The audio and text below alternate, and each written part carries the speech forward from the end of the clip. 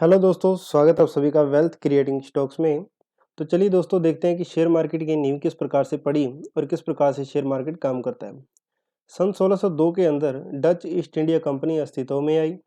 ये अपनी शिप्स को नई नई जगहों को ढूंढने के लिए भेजती थी और वहां पर जो भी कीमती सामान या खजाना मिलता था उसे लेकर के वो वापस आते थे।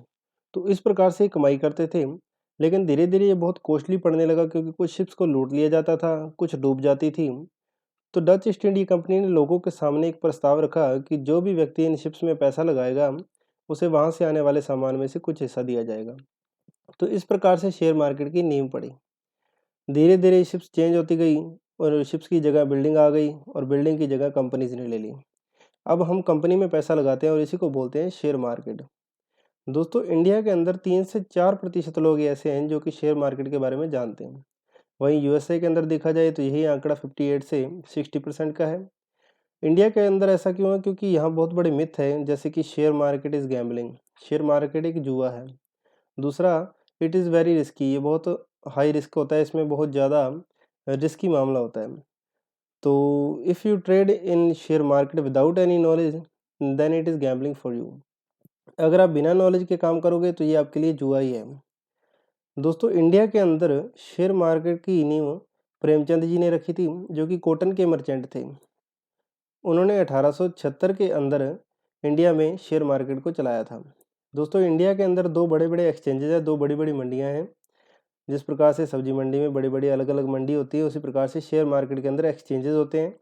जैसे कि एक है एनएससी और दूसरा है BSc, national stock exchange, Bombay stock exchange.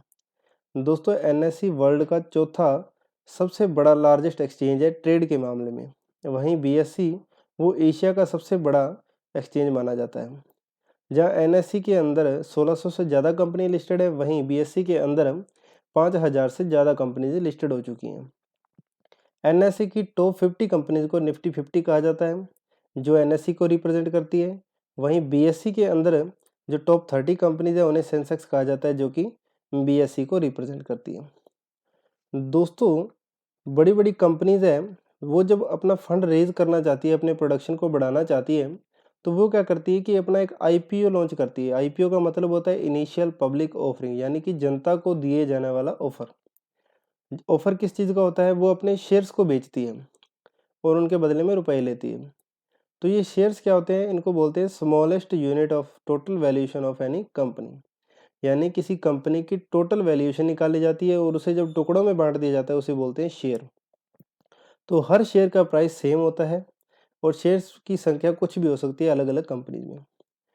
दोस्तों, जब लोग किसी कंपनी में पैसा इन्वेस्ट करते हैं, तो उस कंपनी के पास बहुत सारा पैसा रेज हो जाता है, फंड रेज हो जाता है और कंपनीज उन्हें उसके बदले में शेयर प्रदान करती है, शेयर्स दे देती है, यानी कि अपनी हिस्सेदारी उन्हें बेच देती है। तो इस प्रकार से शेयर मार्केट चलता है दोस्तों।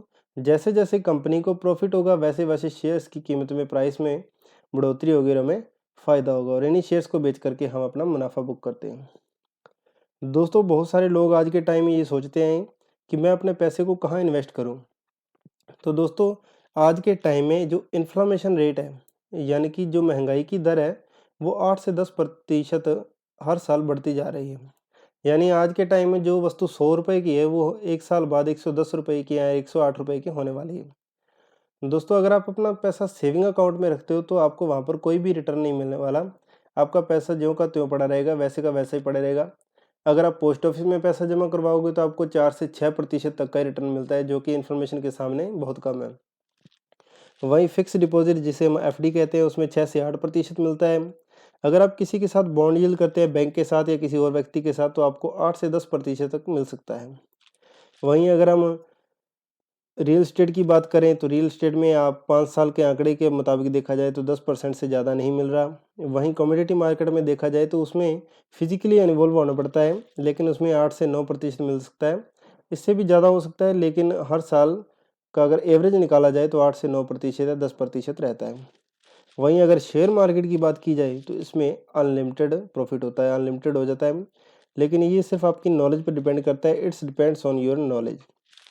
अगर आपको अच्छी नॉलेज है तो आप बहुत सारा पैसा रेज कर सकते हैं। अगर नॉलेज कम है और आप बिना नॉलेज के काम करोगे, तो ये आपके लिए गैम्बलिंग होगा, आप इसमें से पैसा गवा भी सकते हो। अगर आप सेफली शेयर मार्केट को सीखना चाहते हैं तो म्यूचुअल फंड यू ट्राई कीजिए, क्योंकि म्यूचुअल फंड के अंदर आपको एक मैनेजर मिल जाता है जो आपके फंड को रेज करता है, जिसमें आपको 12 से 18% तक का रिटर्न आसानी से देखने को मिल सकता है। दोस्तों, शेयर मार्केट के अंदर भी बहुत सारे लोग हैं जिन्होंने बहुत सारा पैसा कमाया है, जैसे कि वॉरेन बफेट साहब, जिन्हें बुल ऑफ शेयर मार्केट कहा जाता है, और वहीं राकेश झुनझुनवाला जी हैं जो कि इंडिया के बुल कहे जाते हैं। जो वॉरेन बफेट साहब है वो वर्ल्ड के बुल हैं, और जो राकेश झुनझुनवाला जी उन्हें इंडिया के बुल कहा जाता है। वहीं राधा कृष्ण दामानी जी आते हैं, जिनके अंदर होल्डिंग की पावर इतनी बड़ी है कि वो अपने पैसे को 20 साल तक भी होल्ड कर सकते हैं और बहुत सारा प्रॉफिट अर्न कर रहे हैं। दोस्तों, जो शेयर मार्केट के अंदर दो साइन होते हैं, बुल का वो बढ़ोतरी को रिप्रेजेंट करता है, और जो बियर होता है उसका मतलब है कि शेयर अब गिर रहे हैं या मार्केट गिरता हुआ जा रहा है। अगर आप भी दोस्तों शेयर मार्केट के अंदर पैसा इन्वेस्ट करना चाहते हैं तो क्या आप सीधा कंपनी के पास जाकर के शेयर्स को खरीदेंगे? जी नहीं, आपको बीच में एक ब्रोकर की आवश्यकता होगी।